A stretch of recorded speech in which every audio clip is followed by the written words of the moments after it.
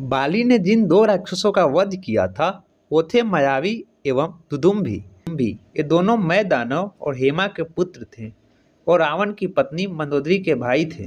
दुदुम्भी जो मायावी का छोटा भाई था, उसे अपने बल का इतना घमंड था कि वो समुद्र को युद्ध की चुनौती दे बैठा। तब समुद्र ने कहा कि मैं अपनी मर्यादा नहीं लांघ सकता, इसलिए तुम पर्वत से युद्ध की याचना करो। तब दुदुम्भी ने हिमालय को युद्ध की चुनौती दे डाली। हिमवान को क्रोध तो बहुत आया, पर उन्होंने भी उससे लड़ने से मना कर दिया और उसे बाली के पास जाने को कहा। तब दुदुम्भी बाली के पास आया और उसे युद्ध के लिए ललकारा। दुदुम्भी के शरीर में 1000 हाथियों का बल था, इसलिए वो स्वयं को अजय समझता था, किंतु उसे बाली की शक्ति का आभास नहीं था। बाली किसी की चुनौती अस्वीकार नहीं कर सकता था, इसलिए वो दुदुम्भी से लड़ने आया।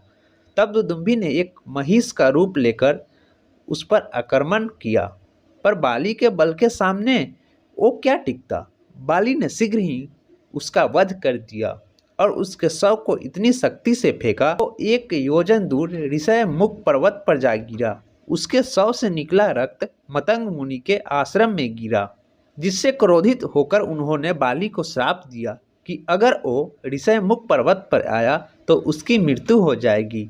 जब मायावी ने अपने छोटे भाई की मृत्यु का समाचार सुना तो वो भी बाली से लड़ने आया।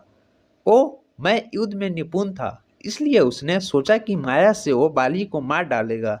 जब बाली उससे युद्ध करने जा रहा था तो सुग्रीव भी उसके साथ हो लिया। मायावी ने बाली को आते देखा तो वो भागकर एक गुफा में छिप गया। तब सुग्रीव को उस गुफा के पहरे पर लगाकर बाली अंदर गया। सुग्रीव 1 वर्ष तक उसी गुफा के द्वार पर खड़ा रहा।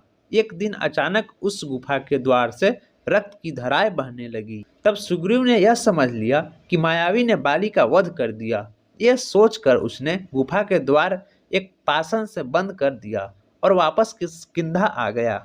बाली की अनुपस्थिति में उसे राजा बना दिया गया। अचानक एक दिन बाली लौट आया और सुग्रीव को राजा बना देख बहुत क्रोधित हुए।